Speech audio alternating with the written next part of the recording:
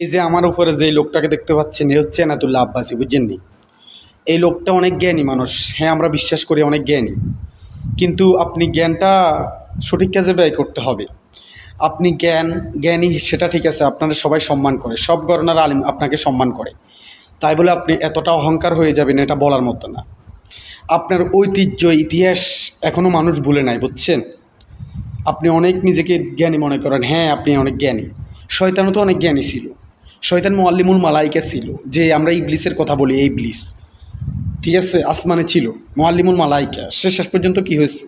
অহংকার করার কারণে এবং হিংসা করার কারণে সে কি হচ্ছে? শেষ পর্যন্ত শয়তানে পরিণত হয়েছে। আপনি অনেক জ্ঞানী মানুষ, হ্যাঁ আমরা বিশ্বাস করি, কিন্তু এতটা অহংকার করবেন না যেটার কারণে আপনি সবার কাছে পাত্রা হয়ে যান, বুঝছেন? এমন কোনো ব্যক্তি নাই যে আপনার মুখ থেকে কাফের ফতুয়া পায় নাই।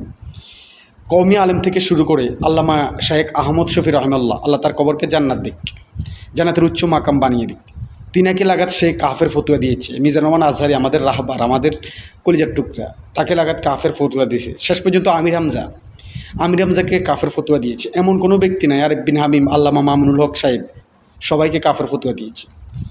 প্রিয় হুজুর, আপনাকে হৃদয় থেকে এখনও ভালোবাসি, আপনাকে অনেক ভালোবাসি, কারণ আপনার কারণে অনেক দিনের কাজ হচ্ছে। তবে আপনি এগুলো শোধরান, ইনশাআল্লাহ আপনাকে হৃদয় থেকে মানুষ আরও বেশি ভালোবাসা শুরু করবে।